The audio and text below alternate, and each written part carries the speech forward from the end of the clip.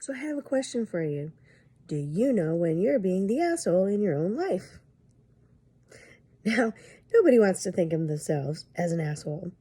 We all think of ourselves as good people. We all want to be kind, and we all want to, put out and do good in the world. But very often when I have people that will come to work with me, a lot of things that I hear are how much that person wants everyone else around them to change. And I hear a lot of, well, if everyone else changed, I'd be happy. Well, I think a lot of us have said that in our lives, that it would be so much easier if everyone else changed, wouldn't it? Because then do we have to do the work? But it's when our inner work becomes so important.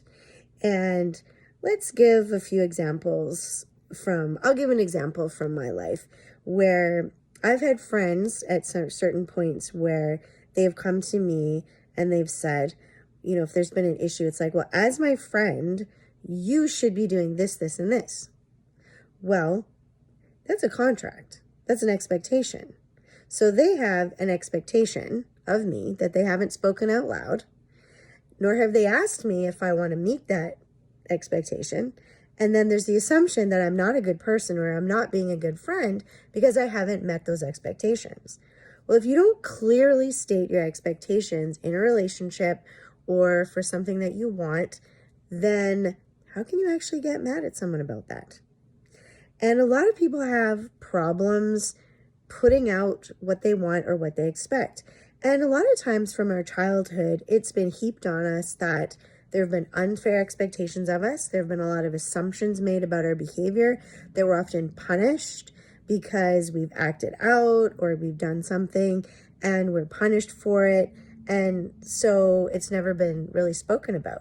And we adopt a lot of those patterns of behavior and patterns of expectations and assumptions, because expectations and assumptions are kind of like, they kill relationships because we don't talk about them.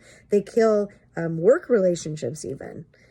People, if you don't clearly state to people that you want to have work for you, what it is they're supposed to do, and then they don't meet those expectations, whose fault is that? Is that really your employee's fault for not knowing what to do if you as the boss haven't taught them what they need to do? So we always have to look at ourselves and go, hey, am I being the asshole in my own life? Because if I get up every day and I go, and if I have the expectation that people are going to treat me unfairly, that people are going to be rude to me, that people are going to push my boundaries, if I already wake up every day with that expectation, you know what I'm going to attract? I'm going to attract just that. Because on the outside, I have a belief that I don't want to be, or that I don't deserve to be treated that way. But it's energy. If I'm already putting that defensive energy out into the world, that's how people are going to treat you. And sometimes people are going to be kind to you and nice to you, but your shadow, your ego is going to twist it so that no matter what someone says or does, you're still going to hear them as not meeting your expectations or that they're crossing your boundary. And it's because you cannot hear yourself. You cannot hear what you are telling yourself every day. Because if you're telling yourself every day that people can't be trusted, what's going to happen? You're going to attract people to you that you can't trust.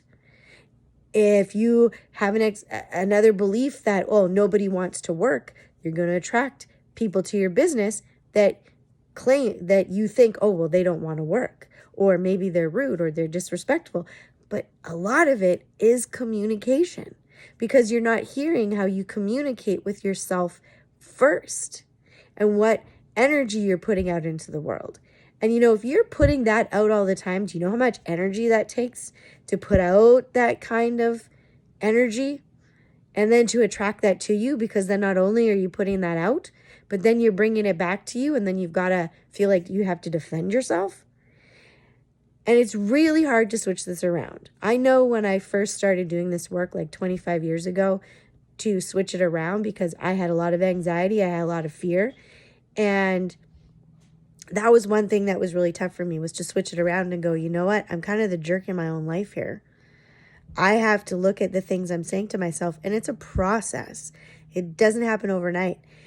If you're new to it, if you're new to waking up and to feeling yourself, you can see all the mediums you want. You can get all the activations you want. There's so many people that, you can work with. But if you are not doing your inner work every day to hear and communicate with your body and to understand what it is that you're saying to yourself, what kind of energy that you're actually holding into your body, it's not going to matter. How many activations you do, it's not going to matter, because your shadow is always going to want to try to take over and force your ego to go back into its programming. And then you're going to be exhausted all over again. So yeah, this inner work, and it takes vigilance, and it takes you being willing to hear when you're being the jerk to yourself and how you can change that dialogue. Because if you really want, and I didn't understand this at first either, because it was like, oh, if I want more love, I have to, put more love into the world. Well, if the world has not been a very friendly, loving place, how do I become that very loving person? Well, it starts with you. You have to tell yourself every day, I love you. And you have to open yourself up to yourself and to know that you're safe and that you can be vulnerable with yourself.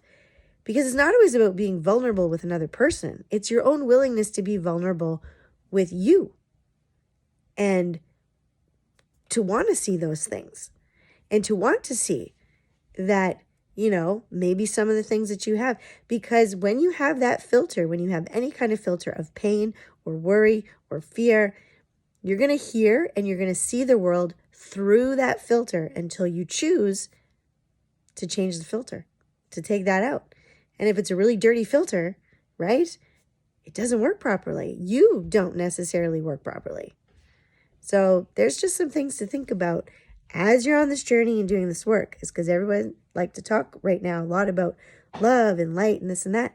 It starts with you. You got to activate your light.